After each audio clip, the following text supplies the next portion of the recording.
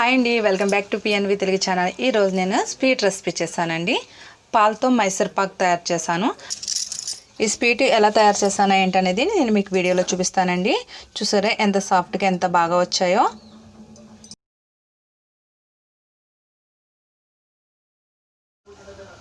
పాలతో మైసూర్ పాకం చేయడానికి ఫస్ట్ మనం ఒక కప్పు శనగపిండి తీసుకోవాలండి. ఈ శనగపిండిని నేను శుభ్రంగా జల్లించి పెట్టుకున్నాను. తుక్కు గట్ట ఏమీ లేకుండా నీట్గా ఉండలు లేకుండా జల్లించుకున్నాను.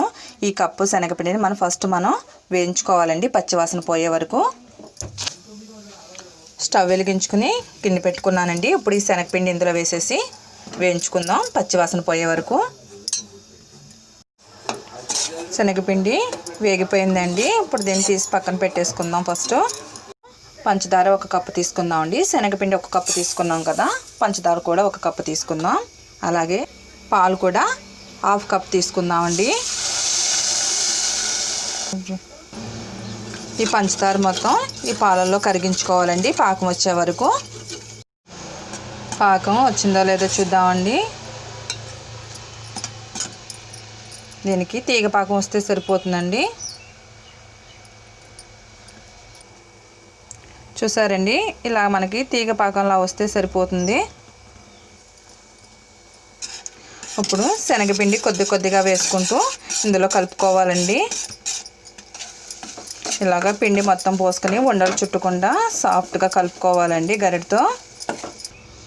ఇప్పుడు ఇందులో 1/2 కప్పు దాకా నెయ్యి తీసుకున్నానండి.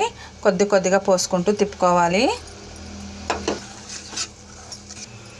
ఇలా నెయ్యి మొత్తం వేసేసుకొని కలిపేసుకోవాలండి. కలుపుతూనే ఉండాలి, లేకపోతే అడుగు అనేది మాడిపోతుంది అన్నమాట. ఇది మొత్తం దగ్గరికి వచ్చేసిందండి, ముద్దలా వచ్చేసింది కదా. ఇప్పుడు స్టవ్ కట్టేద్దాం.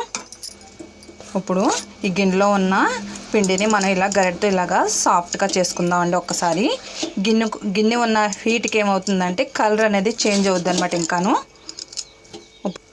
ఇప్పుడు నెయ్యి రాసిన ప్లేట్లో వేసేసుకుందాం. ఇది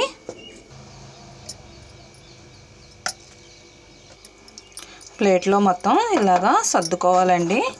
స్పూన్కి మళ్ళీ నెయ్యి రాసుకొని ఇలాగా సాఫ్ట్గా చేసుకోవాలి. మొత్తం సాఫ్ట్గా చేసేసుకున్నానండి. దీన్ని ఒక 5 నిమిషాల పాటు చల్లారనిద్దాం. ఇప్పుడు చల్లారిందండి. దీన్ని చిన్న పీసులుగా కట్ చేసుకుందాం.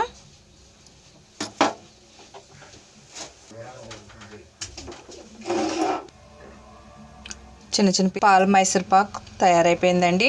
చూసారా, చిన్న పీసులుగా కట్ చేసేసుకున్నాను. చూడండి పీసులు అనేవి ఎంత సాఫ్ట్గా ఎంత బాగా వచ్చాయో. మీరు ఎవరైనా నా ఛానల్ కానీ ఫస్ట్ టైం చూసినట్లయితే నా ఛానల్ను సబ్స్క్రైబ్ చేసుకోండి.